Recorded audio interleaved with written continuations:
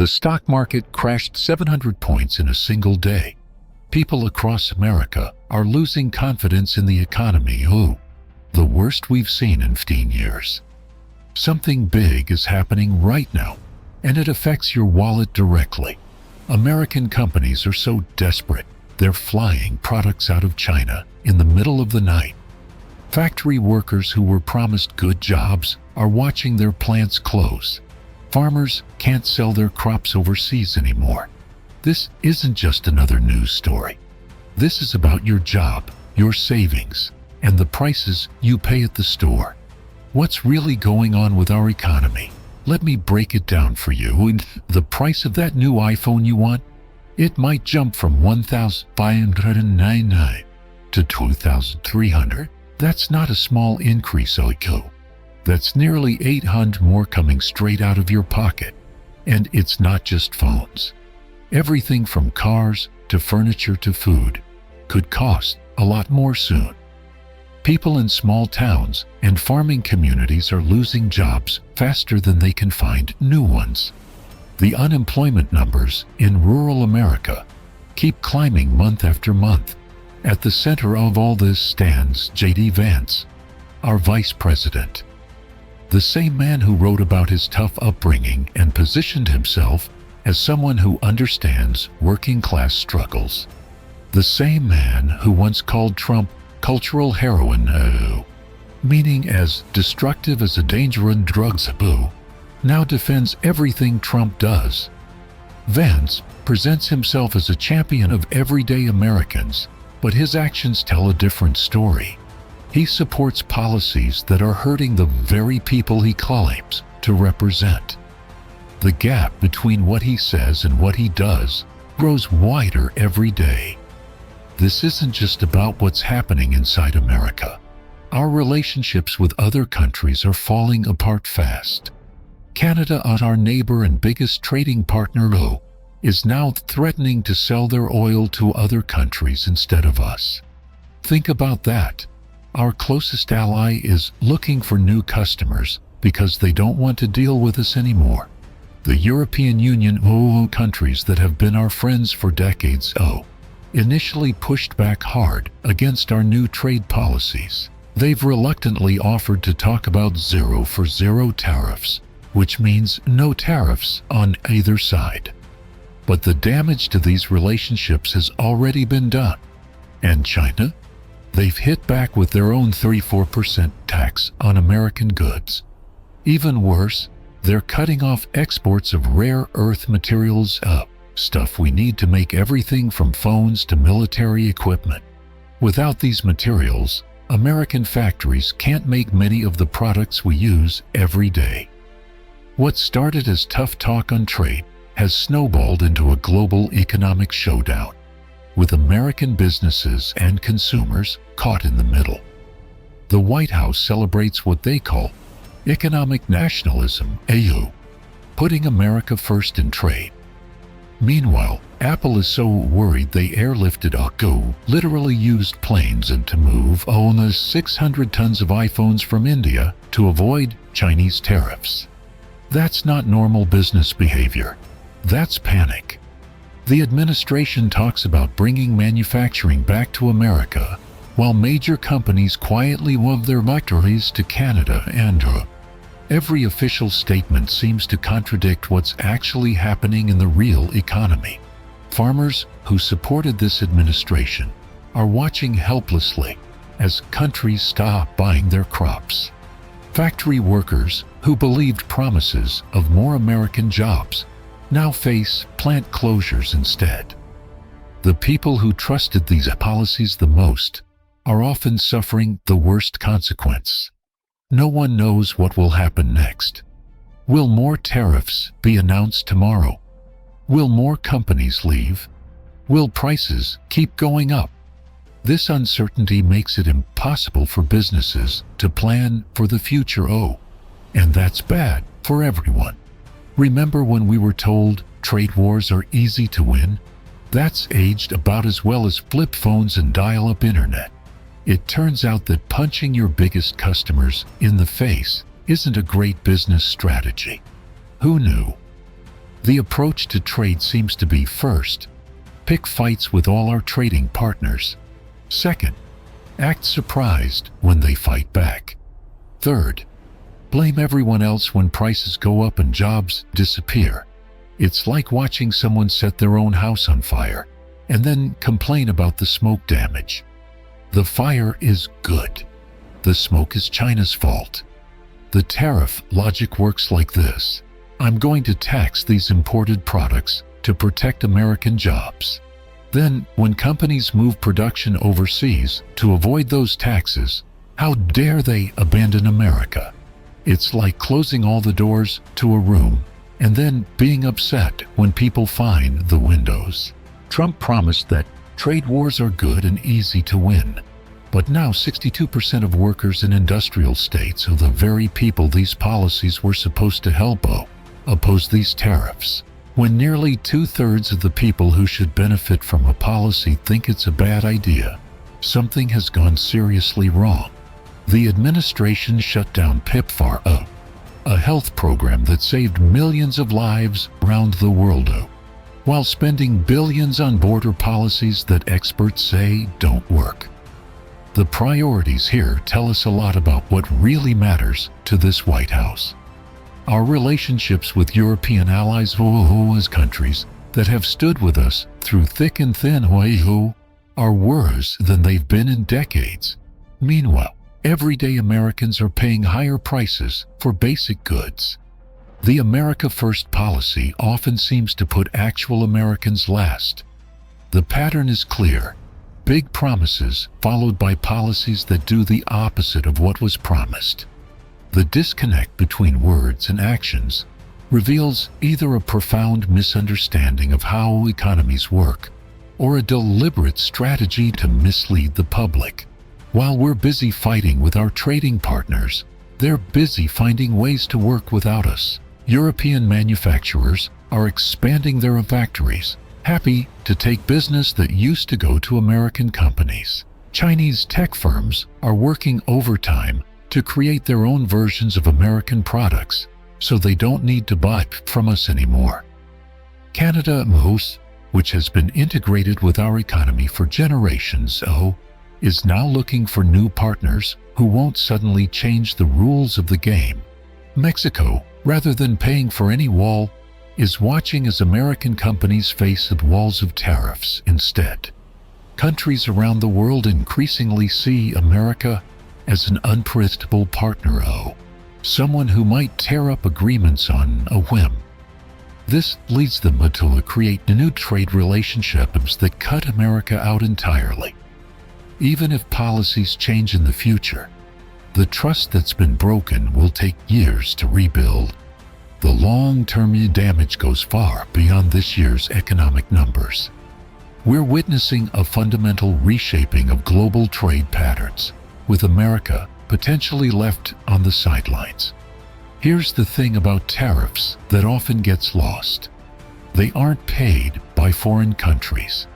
They're paid by American companies that import goods, who then pass those costs on to American consumers. That means you and me. When the government puts a 10% tariff on something, the price to consumers typically goes up by about 4%. With some of these new tariffs reaching 200% like the threat against Boeing for considering production in Mexico, the price increase could be massive. The basic formula being used makes a critical mistake. It assumes that punishing companies will make them behave differently. But in reality, companies will do whatever makes financial sense. If tariffs make it too expensive to import from China, they don't automatically start making things in America. They look for the next cheapest option, which might be Vietnam, India, or Mexico. When Boeing faces a 200% tariff threat just for considering Mexican production, the message is clear: politics matters more than economics. But companies can't afford to ignore economics, Their survival depends on making financially sound decisions. The formula prioritizes looking tough over creating policies that actually work. Let me tell you about real people affected by these policies. Sarah in Michigan worked at an auto parts factory for 15 years. Last month, the company announced they're moving production to Canada because of rising costs and trade uncertainty. Vance is now looking for work in a town where the biggest employer just left. John farms corn and soybeans in Iowa. His family has worked the same land for generations. With China buying far fewer American crops, prices have fallen below what it costs him to grow them. He's facing the real possibility of losing the farm his grandfather started. Mike runs a small business in Ohio making specialized equipment. He needs parts from overseas that aren't made in America. The new tariffs have increased his costs so much that he's had to lay off 3 of his 15 employees, people he considers family. These aren't just statistics or talking points. They're real Americans whose lives are being upended by policies that were supposed to help them. Consumer confidence hitting a 15-year low isn't just a number up. It represents millions of people worried about their future. Even people who strongly supported the administration are feeling the impact. A Trump voter in Pennsylvania told a reporter, "I believed we needed to get tough on trade, but I didn't think it meant I'd lose my job." The economic pain crosses political lines, affecting supporters and critics alike. The confusion coming from Washington makes everything worse. One day the Commerce Department announces exceptions to tariffs. The next day, the Treasury Department says something completely different. Policies announced in morning press conferences get contradicted by afternoon social media posts. Businesses can't plan when the rules keep changing. Should they invest in new American factories, or will the policies change again next month? Should they stockpile imported materials before new tariffs hit? Or will those tariffs be canceled? No one knows. So many companies are just freezing not hiring, not expanding, not investing. Public trust in economic management is falling fast. Markets swing wildly with each new announcement, reflecting deep uncertainty about where things are headed. The administration promised stability and predictability, but has delivered the opposite. Government officials offer contradictory explanations for what's happening. One blames China, another blames previous administrations, a third blames American companies for not being patriotic enough. The result is a crisis of confidence that goes beyond markets into the very fabric of society. People don't know who to believe or what to expect next.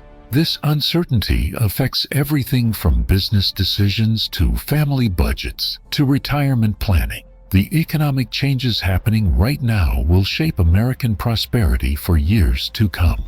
The decisions being made today, by government officials, by business leaders, by ordinary Americans, will determine whether we face renewal or decline. The warning signs are flashing red across every economic indicator. But recognizing the problem is the first step toward fixing it.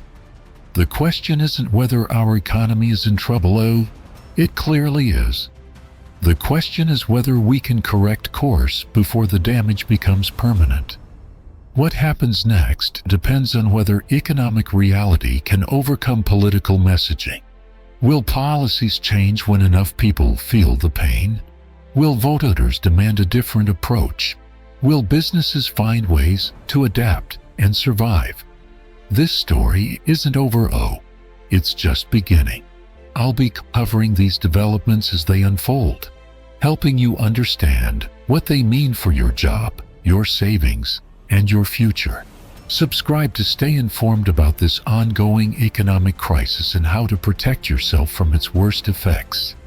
The choices made in the next few months could reshape America's economy for a generation. Stay tuned. This is too important to ignore.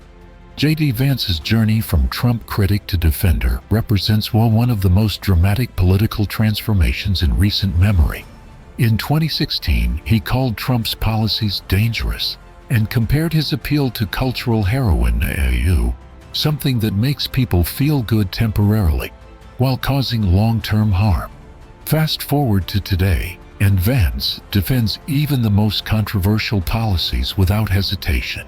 This isn't just a minor shift in position, it's a complete reversal that raises serious questions about political authenticity. The Hillbilly Elegy author built his brand around understanding the struggles of working-class Americans in forgotten communities. Yet his support for policies that directly harm those communities creates a contradiction that's impossible to ignore. When confronted with these contradictions, the response is typically to change the subject or attack the questioner. But the facts remain. The same voice that promised to protect American workers now supports policies that send jobs overseas and drive up prices at home. Apple's decision to airlift 600 tons of iPhones from India reveals just how desperate major companies have become. Think about the logistics and cost involved in this operation. Flying products instead of shipping them by sea is extraordinarily expensive. Yet Apple decided that this extreme measure made financial sense compared to facing Chinese tariffs. Other companies are taking less dramatic but equally significant steps.